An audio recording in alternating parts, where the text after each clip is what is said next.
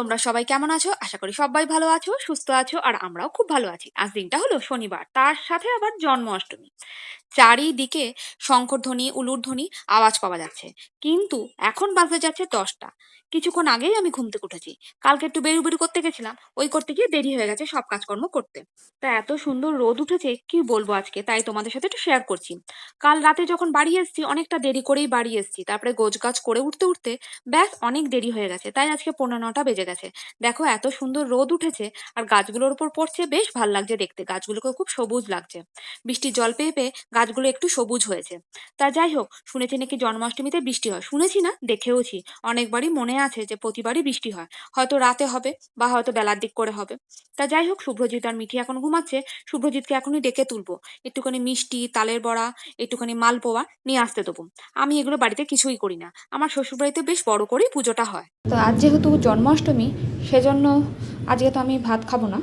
আর ওরা ভাত খাবে, সেজন্য ডালিয়া, মুগ ডাল এগুলো সব একটুখানি ভেজে নিয়েছি, ভেজে ধুয়ে নিয়েছি। এদিকে ডালিয়ার জন্য একটু সবজি কেটে নিয়েছি। আর ওদের জন্য একটু পাঁচমিশালি তরকারি, আলু ভাজা, বেগুন ভাজা এগুলোই করবো, আর কিছু করবো না। ওদের আর একটু মুগ ডাল। আর এদিকে সব রান্নার প্রিপারেশান শুরু করছি আস্তে আস্তে। আজকে মেনুতে এই। অনেক দিদিভাই কমেন্ট করেছে যে মিঠি খুব ভালো মেয়ে, ও সবসময় পড়া নিয়ে বসে থাকে। পড়া নিয়ে বসে থাকে না, ওকে বসাতে হয়। আর আরেকটা জিনিস, ও যখনই পড়ে না কেন, আমি যদি সরে আসি সঙ্গে সঙ্গে ড্রয়িং করে। ও ড্রয়িং করতে আবার খুব ভালোবাসে। তা যাই হোক, ওর বাবা এখন গেছে বাজারে। জানি না কিছু পাবে কিনা। সত্যি কথা বলতে মিঠিকে আমরা তেমন ভাবে সময় দিতে পারি না, বা আমাদের এখানে কোনো বাচ্চাও নেই যে ও তাদের সাথে খেলবে। আর এই দেখো, একেবারে স্নান করে পুজো দিয়ে তোমাদের সাথে শেয়ার করলাম। অনেকটাই দেরি হয়ে গেছে, এখন বাজতে যায় পুরো 2টো মতন। আর মিঠির দিদিকে খিদেও পেয়ে গেছে। বললাম চল তোকে খেতে দিয়ে দিই, কিছুতেই খেলো না। শুভ্রজিৎ গিয়ে আবার শুয়ে পড়েছে, ও খাবে না। কি বলবো বলো, বলছে তুমি পুজো দিয়ে না তারপরে খাবো। তা মালপোয়া পাইনি, এত বেলা করে গেলে কি আর মালপোয়া পাওয়া যায়? শুধু পেয়েছে তালের বড়া আর 2-3 রকমের মিষ্টি। সেগুলো দিয়ে একটু পুজো দিলাম। ফুলটা পাওয়া গেছে, ফুলটা আজকে সারাদিনই পাওয়া যাবে। তা যাই হোক, দুপুরবেলা আমি একটু ঘুমিয়ে গেছিলাম। ঘুম থেকে উঠে জামা কাপড়গুলো একটু ভাঁজ করছি।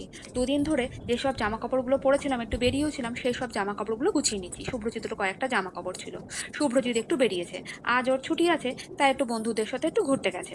আর মিঠি ওই ঘরে পড়ছে, আমাকেও বলেছিল যেতে, কিন্তু আমরা আর গেলাম না, যেহেতু মিঠির পরীক্ষা আছে। তোমাদের দেখাই, মিঠি কিন্তু দেখো আমি পড়াচ্ছিলাম নিয়ে চলে এসেছে। তা নিয়ে এখন ঘোরাঘুরি করছে। মা, তোমাকে পাশে বসতে হবে। দুপুরবেলা আলু ভাজা আর বেগুন ভাজা করেছিলাম, সেগুলো ফুরিয়ে গেছে। রাত্রেবেলা সেই জন্য একটু আলু ভেজে নিচ্ছি। আর এখন যদি ওদেরকে আমি শুধু পাঁচমিশালি তরকারি দিয়ে আর ডাল দিয়ে ভাত দিই, তাহলে দুজনে মিলেই আমাকে ওই তরকারি ছুঁড়ে মারবে। তা যাই হোক, সেজন্য একটুখানি আলু ভাজা করে নিচ্ছি। আর ব্যাট পাঁপড় আছে, সেই ব্যাট পাঁপড়টা একটু ভাজা করে নেবো। মিঠিকে ব্যাট পাঁপড় ভাজা আর আলু ভাজা দিয়ে দিলে বেশ ভালোই খায় মিঠি। তা যাই হোক, আর বেশি কথা বলছি না। মিঠিকে একটু অঙ্ক করাতে বসি। মিস আজকে আসবে না, ওনার বাড়িতেও বড় করে জন্মাষ্টমী পুজো হয়। তা অঙ্ক পরীক্ষা বলে কথা, সেটা নিয়ে তো বসতেই হবে। কিন্তু আমি আবার আর্টসের স্টুডেন্ট। আর কারা কারা অঙ্ক করতে ভালোবাসো অবশ্যই কিন্তু কমেন্ট করে জানাতে ভুলো না। মিঠির পরশু ম্যাথ পরীক্ষা। তা মিঠি এখন ললিপপ খাচ্ছে। 2 দিন ধরে ওর বাবাকে বলে যাচ্ছে, পাপা আমি কি কি বলিস এগুলোকে? ললিপপই তো বলিস তুই।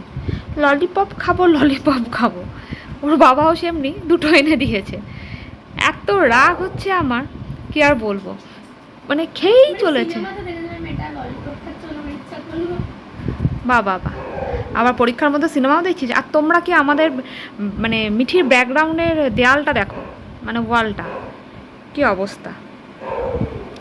দেখলে আমার এত রাগ হয় না, কি আর বলবো, কিচ্ছু বলার নেই।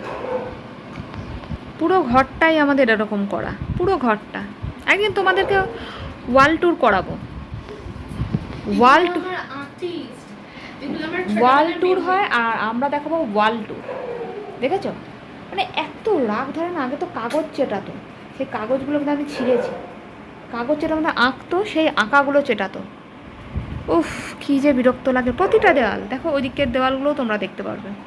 আর ওই যে ডাস্টবিনটা দেখছো আর ওটা ব্যাপারটা দেখছো, ওটা বার করেছিলাম আমরা সেদিনকার, জল ঢুকেছিলো খাটের তলায়। তা আর ঢোকানোই হয়নি আমার। তা ঢোকাবো। তা মিঠি এখন ললিপপ খাক। তাহলে আজকের জন্য ভিডিওটা আমি এখানেই শেষ করছি। তোমাদের কেমন লাগলো অবশ্যই কমেন্ট করে জানিও। আর তোমরা সবাই ভালো থেকো, সুস্থ থেকো, সাবধানে থেকো, আর সকলকে ভালো রেখো। এখনকার জন্য টাটা, গুড নাইট।